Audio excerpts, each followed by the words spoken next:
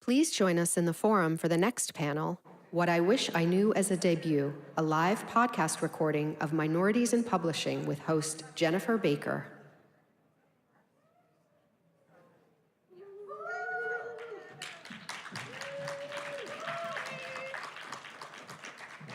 There's a lot of seats. Oh, yeah. There's a ridiculous amount of seats. Okay. So should we I think this is center. Which three seats are the center? Am I in the middle right now? Can you nod if I am? Thank you. Thank you, audience. No, you need to be quiet. Yes. Thank you. Put three writers together. Can they do math? Probs not. Probs not. So thank you so much for all being here.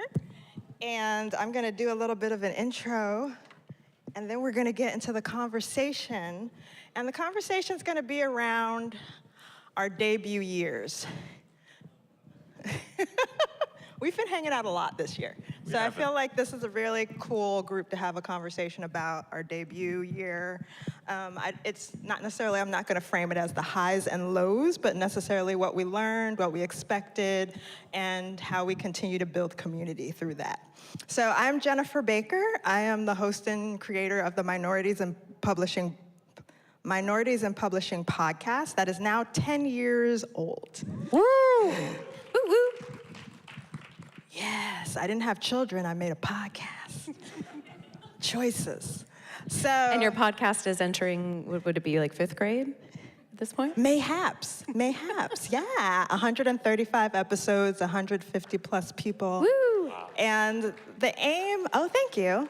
The aim of the podcast has always been to be a resource. And I think that's one of the biggest things in being an artist as well, and hopefully just like how I live my day-to-day, is to just be able to provide something to the community, because this business of publishing is so weird and opaque and glorious, and it's a roller coaster. And so even in the premise of the title, where people are like, well, why do you call it Minorities in Publishing? And I was just, if we frame it in terms of people of color, we're a global majority, right? But in publishing, those of us who are underrepresented are continually underrepresented, especially in the US, especially in the UK and Canada, particularly, colonized nations. And so I wanted to be honest, because it was kind of a joke with the co-creator, Bev Rivero, and I were like, well, look at us, Minorities in Publishing. And then it was a nice little acronym, and we just took off with it. And so I just kept it there because it's true. Like, you look at the Leon Lowe diversity baseline stats, you look at the Publishers Weekly Salary Survey, there's an uptick and there's a downtick, and we are, those of us of various marginalized identities, even those of us with privilege, are underrepresented in an industry that is very crucial to a lot of how we build our understanding about the world and our empathy. And so I just wanted to be very blunt about that, because I'm born and raised in New York, and I just am a blunt person. And so that's why, and it's been 10 years, it's not changing. The branding is done.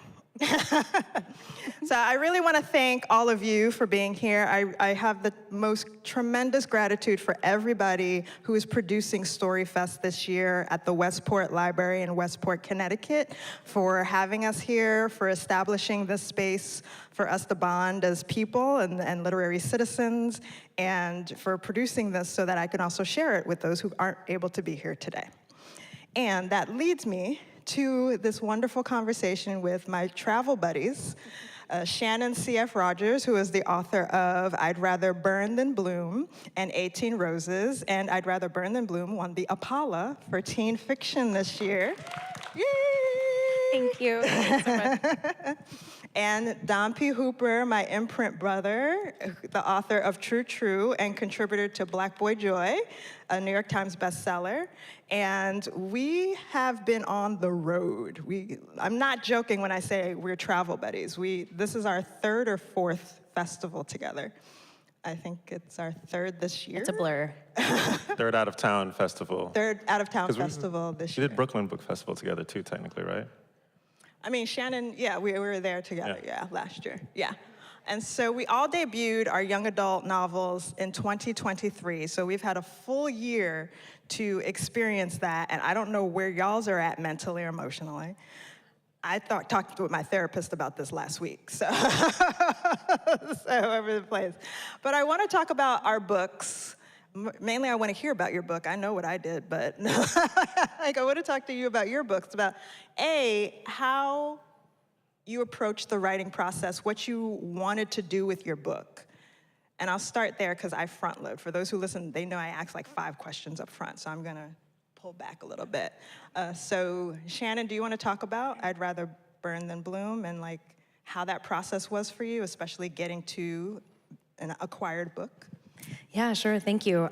First, let me start by saying I am really honored to be on your podcast, Jen, and on the Minorities in Publishing podcast. If you haven't listened to it before, it's a really wonderful resource, and I've been listening to it since before I met you. So I'm really excited to get to be on the pod.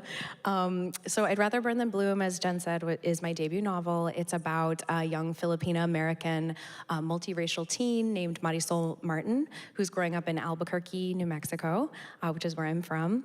And the book takes place immediately after she loses her mother suddenly in a car accident. And the book is told in 2 timelines, then and now.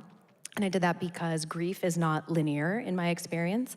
And you asked about kind of process and how the process of the book came to be. That was something that came in the writing of the book. The structure kind of came from the theme as I was thinking about grief and its non-linear nature. Pretty central to the theme of the book is mother-daughter relationships and multiracial identity, because Marisol's mother is the one who is from the Philippines, whereas her dad is white, and so she's left with a white parent who is not necessarily equipped to navigate the identity crisis that this loss creates in the protagonist's life. The book itself, I was writing it for a very long time. I kind of picked it up, I put it back down. I did an MFA program, I wrote another book. It was a very long, winding road to publication. Excuse me. And so then when it finally was published, it was kind of like the shortest, longest time. Like, I feel like are there writers here? Is everyone here writers? Yeah, working in publishing. Yeah, I feel like you're just always, it's like you're rushing and then you're waiting around and then all of a sudden like everything happens all at the same time. So that's been kind of, generally speaking, my experience. And when I sold I'd Rather Burn Than Bloom, I got a 2-book deal. And so 18 Roses came out this summer in 2024. So it's been fast and furious this entire time. Don, how's it been? So I kind of had 2 debuts. That's how I view it.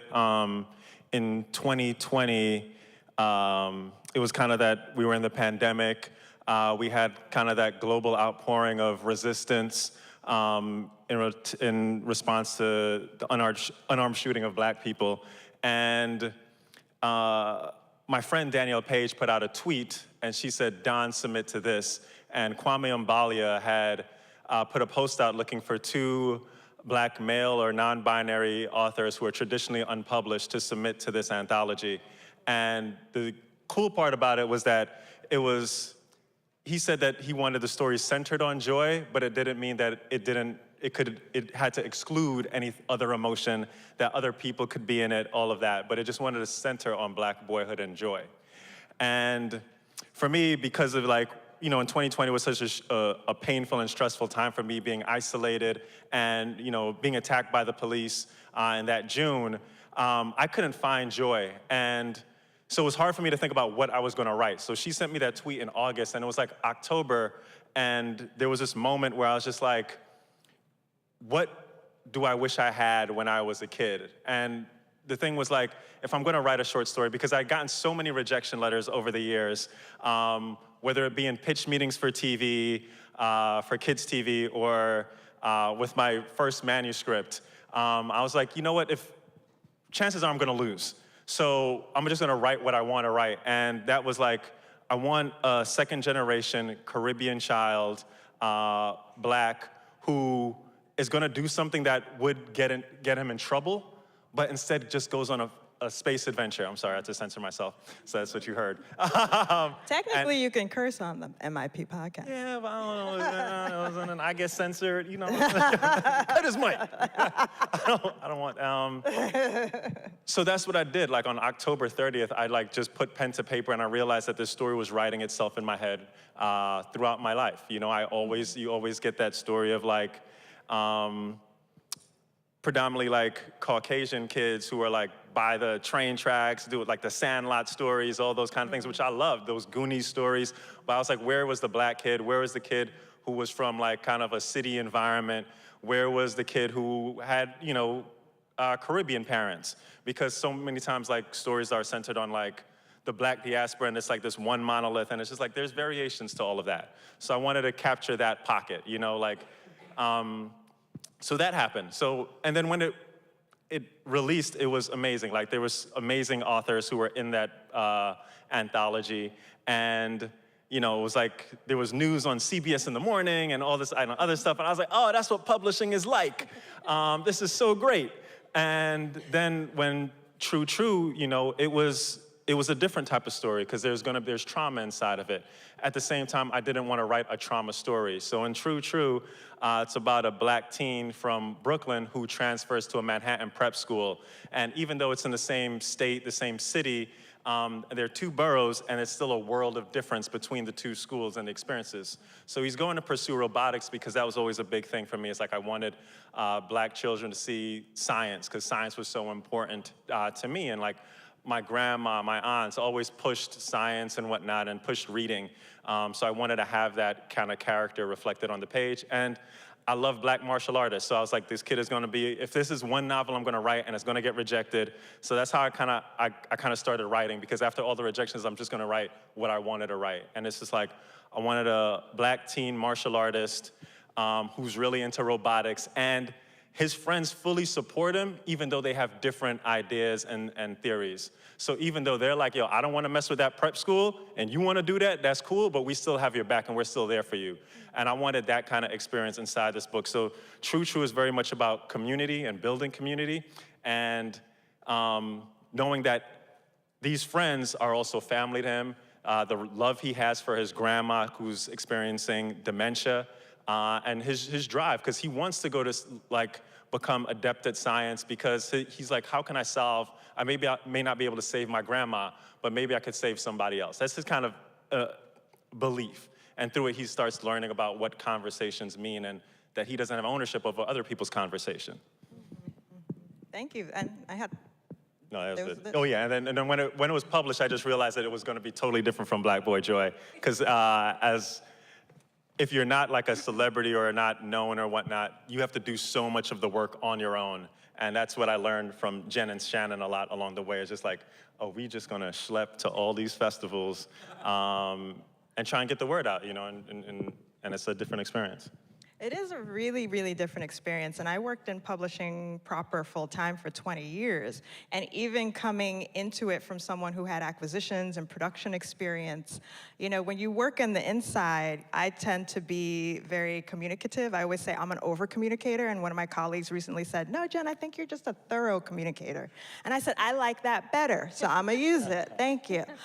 But it is because it's just like, sometimes it was like, I don't wanna hear from you. That's why I over-communicate. It's like, I have told you everything you need to know. Please try not to bother me, because I need to focus on this. Your questions are welcome. I don't not care about you. I need to focus on this. You are important. I need to focus on that. And it was just consistent boundary setting, which my therapist is so proud of me for. Thank you. And I bring that to my professional life. And so as the author, you know, it is a complete 180, because you're now outside of it, right? And I think I had Dawn and I share an editor, and she's a wonderful and also thoroughly communicative editor, you know, you ask a question, you'll get a paragraph back in response, and I'm like, thank you. That's even more detailed than I needed, but that really help it. It's really helpful. And then there are these partitions that happen, right? Because for those who do or don't know, you get into this editorial relationship because the editor is the one acquiring the book. And then you may or may not meet all these other people who are touching the book because your editor is the cheerleader. Your editor is the one who knows the book inside and out, front and back, and is working their relationships with people, publicity, production, sales, all these folks to let them know what your book is. And they may or may not read your book. That's the reality, because they, depending on the size of the company, they may be dealing with hundreds of books, dozens of books. And this still isn't communicated. Like that wasn't communicated. I think it was assumed I knew, or it was like, it is what it is. But it brings me to the question of that kind of grounding of, like, when y'all went from that editorial process of like, oh my God, we got the book to this place, it's going, we're gonna start thinking about the cover and things like that. What did you know and what do you wish you knew? What kind of conversations do you think you wish were brought to you or had? It's such a good question. I mean, I feel like I was starting from baseline, like pretty much zero. Like I pretty much knew nothing, and I wish I knew everything that I know now. I also have a really wonderful editor who is super quick in communicating. I think maybe this is the number one thing that I wish I knew, which is kind of what you were just talking about, which is I didn't understand that the editor at the publisher is kind of like a project manager for kind of like the entire process. So they're not only someone who is creative and is helping you make your book into the best book it can be, they're also an administrator who's working furiously behind the scenes to move the entire process along towards publication. I didn't realize that. In my mind, the editor is like me, is the creative side only. But I think I didn't realize how much they really have on their plate besides just that. Yeah, I didn't know anything. I'll be honest, like it was kind of a confusing relationship for me, but also because of like health reasons, my editor had to step away for a while from my book, which, so it's like other people you're relying on that you don't know who are involved in the process. And just because of the way my mind works is like, I was assuming that people were gonna tell me what I needed to do. And that didn't happen. And then during that time in May, I debuted, we did last year. What year is it? What's happening? It was the Writers Guild strike. So I was a captain in the strike, so I was like leading picket lines from New Jersey all the way up to Rhode Island to talk to IATSE and Teamsters, that kind of thing, to work on solidarity and trying to like get production stopped so that we could like get a fair contract for us and eventually SAG and the DGA. And because of that, I was so laser focused on that. Like, it's like every day, me and like 5 other people were up at like 4 a.m. going around to different productions, talking to crew, trying to get picket lines set up, calling out to people to come on to the picket line, making sure that nobody passes out because it was really hot, that kind of like thing that you're responsible for humans.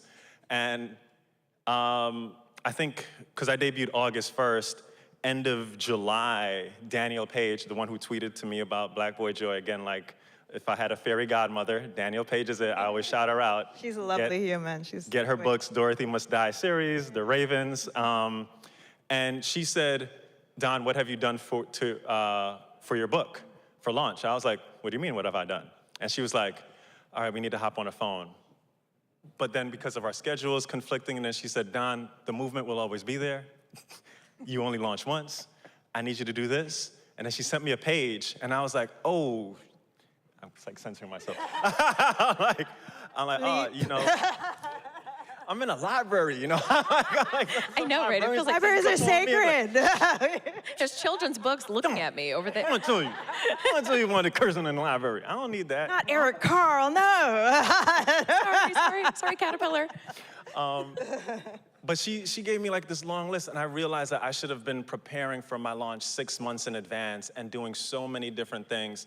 And it's because of her. She like introduced me to Kimberly Latrice Jones, and she was just like, talk to Kim, do an Instagram live, do this, get bookmarks printed, do all of this other stuff. And I'm like, what? I gotta do this in a week. But I started hustling and started getting that work done, and that helped me along with my launch. And then finding people like Shannon and Jen, I think Jen found me, she pinged me directly, and it's just giving me information, and then finding a community of writers and debut authors who were just willing to share information. That really helped me a lot, because otherwise I would have felt isolated, and I would have felt almost worse about my launch because I didn't feel like I didn't know what to feel. Because Black Boy Joy was so much different. It was just like, you know, like P. Clark is in the back and he's in the book, and it's just like there's so many amazing authors, and this was a totally different experience. So it's just like if you're an author and you're getting ready for your debut, that marketing process starts with you, and it starts like at least 6 months in advance, and you got to do so much work. Because if you're trying to go on TikTok, don't think you're going to wait till the day before and then have a TikTok following, and then you're going to say, oh, TikTok's not working. And it's just like, that's what, you know, that's how I felt in a way. I'm like, what do I got to do? Oh, what's the greatest time to post? And, you know, going through all that. So I think that's a lot, and it's great to have a community to turn to. Can you talk a little bit more about that too, Shannon? Like, because I know there was, like for debuts, at least in the States, there's like this online community that gets created every year of like the debuts of that year. So there was 2023 and 2024. And I think y'all's were in it too. It was a Slack. Yeah. And I was in it in 2022 because my book got pushed out. So I was part of the first day, the 2022 debut group, and then my book got pushed out, and I had feelings. And then I was in the 2023 group, and I was just like, oh, okay, great. But it's also very overwhelming being in certain online communities. And then when you have the one-on-one, so the resources are there, but again, it's also somewhat overwhelming. So like, what helped for you in terms of being able to, I can take this, I can't do this right now? Yes, so overwhelm is the right word for it. I continued to feel very overwhelmed, but I heard about this, the debut Slack channel, I had a friend who was debuting in 2021, Carolyn Tara O'Neill, who writes historical YA fiction. Her book is Daughters of a Dead Empire. It's really good. And she told me that she had been in this Slack channel that all the authors get added to. And so I had, when I got my book deal, I've found my way into it somehow. I can't even remember how. Maybe there was a Facebook group first or something. And it's just They this kind of find you. Yeah, they find you. They find you. Yeah, because people are good at this. I think that people know this. Like, you know, there's so much information, like you said, online from authors. Like authors always have on their blog posts, like how I got my agent, and here's my query letter. Even like I think that authors are generally speaking really lovely people who want to share the knowledge that they have, especially after they've gone through this experience, because they're, you know, they kind of want to like lift the thing where you like lift the person after you, because it's like, okay, here's how I did it. I don't know if it'll work for you, but at least it feels like you can do something. So somebody added me to the Slack, and you know, it's like this huge Slack channel with like 200 people on it or something. And then people slowly, organically start making channels, you know, so I got added to the YA channel and then regional channels so that we could kind of find people who were in our area, and we could maybe, you know, partner up for launch events and things like that, and start to share information about festivals like this and things like that. Which was super, super helpful to me. I think that I already had a writing group from before, so, and my writing group definitely is the reason that I credit towards like becoming a published author in the first place, because they helped me so much get my writing to where it could be publishable. And we were already kind of doing that same sharing of information for the agenting process of getting our agents. But I think it is, it's hard for me to navigate online relationships, you know, so what I do is very quickly I find someone in my area, and then I'm like, do you want to go get a drink? That's what you did to me. Yes. I'm like, hi, I see you live in New York City. We could chat, like, let's get off the app. I try to take it off the app really quickly. and have an in-person relationship. So I feel like the online stuff is really helpful to kind of start a relationship, but I don't know, it's hard for me to maintain it. It's funny because tech people, because I used to be in tech, we'll never get on online communities, but we design them, and it's the craziest thing. Because online is terrifying, especially as like when you get published, because you start checking your reviews and the feedback, and to have a community of people who would have your back when people were just writing negative reviews, who obviously didn't read the book, and you could tell it was just like, oh, this is just because it's racist, this is sexist, this is queerphobic, and they would just have your back and like start adding ratings or like downvoting things, and it was just like, wow, this is amazing, because otherwise you'd be like in this weird isolated pocket. So in that way, I'm thankful for that online community. So as much as it was terrifying, there was a positive side to it. And I'm happy there was like an author from Britain who found me, and they brought me into this. I'm not gonna remember the name right now. Her last name is Morgan. Yay, Morgan. Yeah. Shout out to Morgan. Cheerio. Shouts to British Morgan. Now he's Googling it. Now he's like, We'll fix it in post, Don. We'll fix it in post. Well, something that's kind of coming up for me as we're talking about this is like, I think that again, all the topics we've touched on so far is feelings, like big feelings. And I think that when I reflect on my debut year and things that I wish I knew, I think I wish I had somehow prepared myself more for the feelings part of it. And maybe there's no way to prepare yourself for it, but you mentioned your therapist. I always say my poor therapist, Miriam, shout out to Miriam, knows way more about publishing than she ever wanted to know. Same with Cynthia. Cynthia knows a lot now. Like she's an expert now. They should have a support group. I hope they have a Slack, our therapists. Therapists of writers. Of artists. I really hope they do.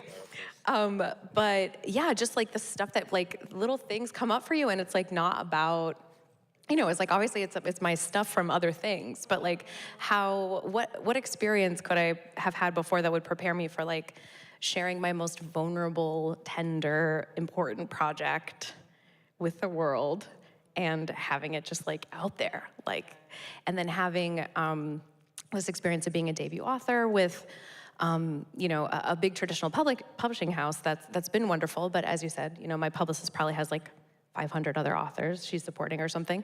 So, but it triggers me to think like, oh, I'm not important because it just brings up all that like stuff of feeling unimportant. So I don't know. Feelings. I always have feelings. You're in a safe space, Don. Well, thank you everyone here in the safe space. I think I missed what the intro was to that because I was looking up the name of Shannon Morgan. Yeah, Shannon Morgan. Shannon Morgan. Morgan. Yeah. Another Shannon. Well, this Shannon said about like being prepared for the feelings part about it. Because I know like I'm an Aquarius, I'm very pragmatic. Yeah! Aquarius! Heck yeah. I just learned that Aquarius is an air sign and not a water sign. I learned that 2 years ago, and I am an Aquarius. Fun fact. Aquarium. Like the water bear. But you're pragmatic. The more you know. Yeah. But what's your moon sign? Because that's what you're feeling. I forgot. Okay. I forgot. But like, I'm a Pisces moon, so. I tweeted it at one point, so if you want to look at my backlog, it's there somewhere. But like, I compartmentalize a lot, which I often say is a good and bad thing. And I think it's like, I'm just like, I gotta do this, I gotta do this, I gotta do this. So that's part of like why I probably do so much, right? Is because I'm like, oh, I don't have to think about this for too long. And so when the book was done and I'm like, okay, I know what I need to do theoretically. Like I've did this with an anthology and I worked at the publisher I was at on the other side for a bit. So I was like, okay, I theoretically know these markers I have to have. And then my first review came, and suddenly I was like, and I wasn't prepared for that. Right, yes. Like when the first review came. Even having worked in publishing all those years. And I was just like, oh, I have to think about this now. Like I actually have to think about reception and if this whole thing of like craft and intention and, getting reviews and getting like you're like, I gotta get blurbs, I gotta book a launch, I gotta do this, I gotta do that, I gotta figure out I gotta buy train tickets. And then the review came and it was what my editor said, mixed. It was from Kirkus. Kirkus. It was from Kirkus. Curse you, Kirkus. Name names. Thank you, Kirkus. I mean, I don't know who did the review. They don't put the name of the person, but it was from Kirkus, and my editor was like, she was doing that whole thing. It's like, okay, Jen. And you can feel it in the email where you're just like, you can feel her being like tiptoeing. It's like, when they say, no, this is a good thing. Like, it's mixed. It's mixed. And I read it, and I was just like, okay. And my agent was like very much like, are you okay, Jen? Are you okay? And, then they're like, well, we have to pluck the wording, and this is the wording we're gonna use. So the email went from, and I really do appreciate because I know she has a job, and it's mixed. Here's the review. This is what we're taking from this mixed review. And it was immediately like, not enough time to process, right? Like the fact that the first thing I heard was like critical, but not totally critical, but didn't seem to totally get what I was doing in a major trade. You know what I mean? And so it's like, now I have to feel something, and I think I didn't want to. Yes. Speaking to that, like the feels, like I didn't think I wanted to. I just wanted to get stuff done. Right. So I don't know if y'all's can relate to that or have feelings about that. I definitely felt like a lot of the stuff that was coming up for me was kind of knowing vaguely the things that I was supposed to do, but then always feeling like I was probably forgetting something. I was probably doing something wrong, you know? So that's what I was talking to my therapist about, was like, I just feel like I'm doing it wrong, you know? Right, and there is no wrong, Right. technically, Right. because we don't even it's not as though we get a checklist of like, okay, to be a best-selling author, here are the 55 things you need to do, because that's not how it works.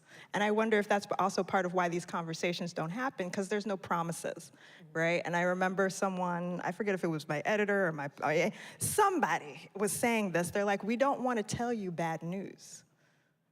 And so that leads to a lot of evasion. Right. Of conversations that we kind of do need to have in the attempt to like make sure the feelings are okay. And so it's very interesting. It's very interesting, especially when you have more conversations with therapists, partners, whoever, of like, I just want to know. Anyone who I will just listen, want to really. know. Thank you for listening. Feelings panel. That's what is happening. Like, what do you go through? Feels. I mean, I think that just goes back to why it's been so great for me. Like, I try to focus on the positive because I could always be negative. Right, I can be negative. You know. But it's easy to go there. It's easy to go there. But again, it's that community of writers. Because like, honestly, and this is gonna sound like I'm patting myself on the back, but like those 2 weeks when Black Boy Joy debuted on the New York Times bestseller list, I was like, oh, I didn't care.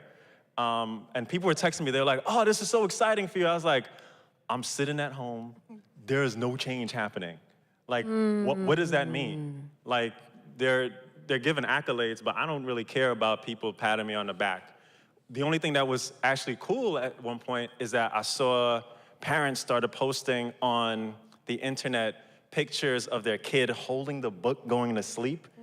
And it reminded me of being a kid and holding that toy that provided me like security when I wanted to go to sleep.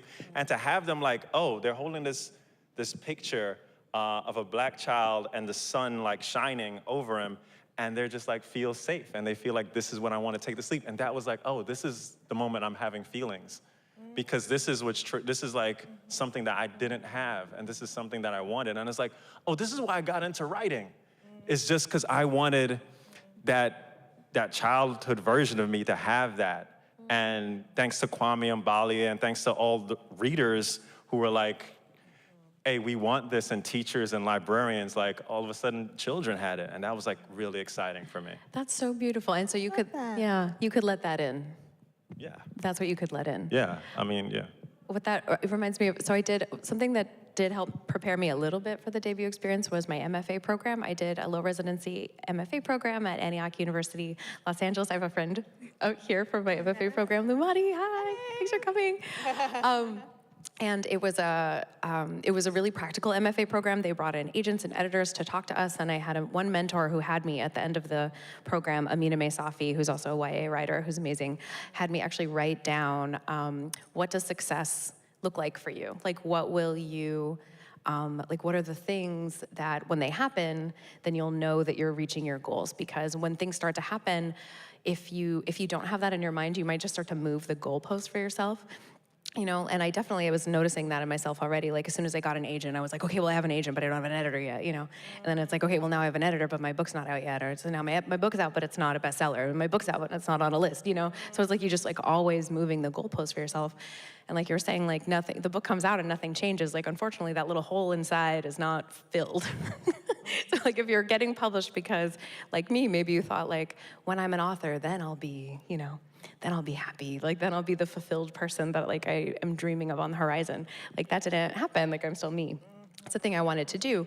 But writing down the successes and then picturing them, like, what am I really doing this for? And writing for young people, as we all do, I think is the core of what we do and why we do it. You know, we want to reach the young people. We want to honor their live experiences and their inner worlds on the page in ways that they haven't been historically.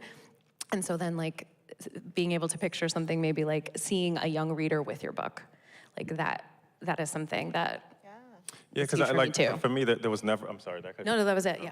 No, for me, there was never a moment where like, oh, the goal is to be this bestseller. It's cool, but that moment reminded me like, oh, the reason I got into writing was to create more opportunities and like, because I was in voiceover and writing and like going through all those kind of stories and like, the struggle we had to find roles for more Black actors, and it's like, okay, I need to create those roles by writing these books so they could be adapted for screen, so that I was like trying to reverse engineer the process to get more Black actors working, and like, how would that work?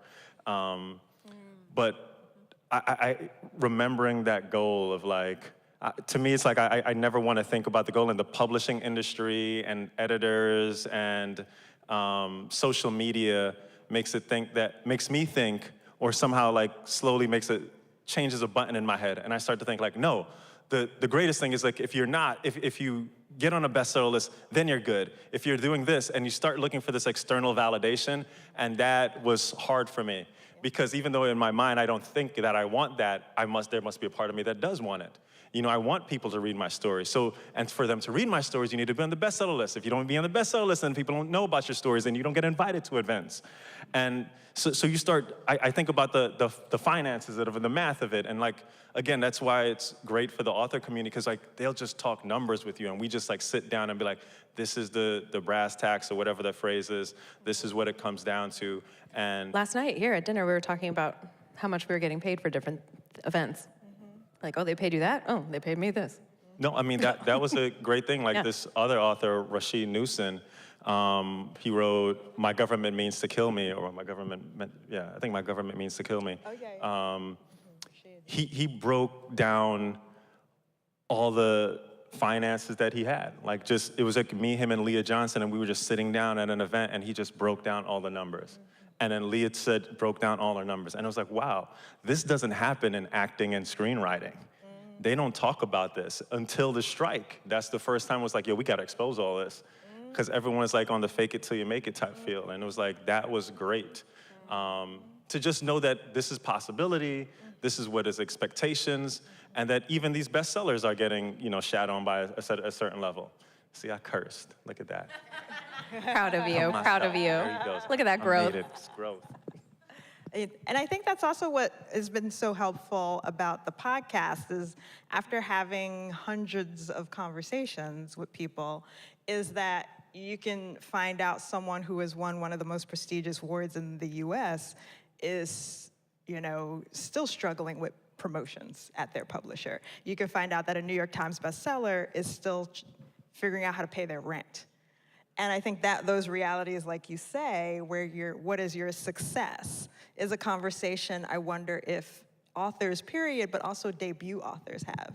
I think we have the aims of the literal finance of it, right? Like when you negotiate of like, we're subbing it, this is the kind of money we might want, this is the kind of money we might get, but at no point did me and my agent, who I love, say, well, Jen, what do you want? At the end of the day, what is the most important thing for you? And I don't know that I need her to have that conversation with me, but I feel like I need the industry to be open to having that conversation with us as creators so that we can set some realistic expectations up front. Have you had any feelings of success throughout this past year? Like, were there any pockets or sparks of a success for you that you like, this was success? I think really just kind of being able to be heard by my publisher. You know, like when I would say, this is important to me. Librarians were very important. Educators were very important to me. And me just saying, I really want to make sure that this book is getting to those folks. If Barnes & Noble isn't going to stack it, make sure we're paying attention to educators and librarians, and that they heard me. And so that feels successful to me too, because I can't do anything after that. You know, I'm on judging panels. I'm literally on a judging panel right now. And the work is the work. And you're just reading hundreds of things. So it's like, did you submit it? It's not on an award list. Okay, thank you for submitting it. I can't do anything about it, but I appreciate that I was even in contention because you did something. So I think like those things of just communicating my needs felt like a win. Because I did read Goodreads. I am fine. Terrifying. I read good, because even the negative reviews weren't mean. And I think maybe that's after years of being in workshops where you're just getting your ass handed to you. It was like, okay. You know, they weren't mean like, she can't write. It was like, this book wasn't for me. And I was like, I can deal with that, thank you, God. Fair enough. You Yeah. know? Not all books are for everybody. Yeah. Oh, it's red. Oh, wow. Time flies. We're Yeah, having we fun. have this thing, Like it's when like you're doing a tells stand-up us, set. it's like tells you, it's like, oh, it's red. But can we have like kind of just any kind of tidbits or advice or thoughts? Maybe it's like really, really positive thoughts of like, you know, I'm so glad this book did this and you can learn more about it, and or, hey, for those who are debuting, those who are out there, here are some things that I think might be really helpful for you. I think the most positive thing, at least for me, that happened is hearing from readers. And I was at this school in Edison, New Jersey, and at one point during the talk back, the teacher said, all right, now tell Don what the characters that you liked. And hearing like this wide array of students, all cultures, just saying like, oh, I related to Stretch because sometimes I appear happy to my friends, but I'm hiding so much on the inside. Another person said, I related to the grandma because my grandma has dementia right now. And another kid said, oh, I related to Gil because I left China to come to this school and I left my 2 best friends behind. And I was like, oh, this is empathy in action. Like they're feeling tied to all these characters that are not reflective of who they are on the outside, but the emotions that they're feeling on the inside. And it reminded me of like why I love writing and why book bans are terrible and why we have so much work to do as a community. And I think that's the positive that I have, is it's like, oh, the reason why I wrote True True is like I was inspired by teenage resistance. I was inspired by everything that they're doing because sometimes I feel burnt out and it's like, no, there's that energy that I could draw from. And to see that happening with 9th graders who were like annotating the book and like saying this, I was like, this was beautiful to me. That's so incredible. And I think my answer is the exact same. I mean, like, it's for the students and it's for the young people. That's who we write for. And every time I do a school visit, then I'm better reconnected to my purpose of why I do this work and why I write for this particular audience. And I don't know if it's just because the subject matter of my book is about grief and the specific immigrant family experience, but just yesterday I did a school visit in conjunction with StoryFest, and I visited Brian McMahon High School, and this huge group of students, like 100 students, and as I started talking about these really specific things that like happen between me and my mom, just to see these faces light up in recognition and kind of like surprise too, it just really does make it all really worth it. Thank you. And I just want to add, like, remember who you're writing for and engage with them as much as possible, and ask for help. Ask for information. I think most people aren't mad if you go into their DMs and just ask practically, like, hey, I'm a debut, hey, I'm a fellow author. Do you have any advice? Do you have any suggestions? And coming in respectfully, not expecting people to automatically take time, but just like, do you have a moment to just talk a little bit more candidly, or I heard you on a podcast or a panel talk about that stuff? Do you mind? I just don't know. I don't know. And most people, I think, in building our community that we have, we've always started with a question and a level of support. So if you can do that, remember why you do this and who we're writing for, and engage with that and tap into that and separate from the business when you can, that can be super helpful. So I want to thank Shannon and Dawn for being here and just for being good buddies. Y'all have been great. Y'all have been the You're best great, travel Jen. buddies. I have to shout you out because I really think Jennifer Baker is really an amazing community builder. Like just the podcast itself. I mean, the people that Thank you've you. introduced me to help me in this journey, I'm really grateful to you. You're a really special person. So Oh, thank you. No, you gotta love Jennifer Baker because when you have things to complain about, she'll be like, "These are valid feelings, Don. These are valid feelings." And I appreciate you and thank you for that. Thank you. Thank you all for being here. And thank you again, Westport Library, for the wonderful you. setup of StoryFest. This has been such an amazing festival. Take care.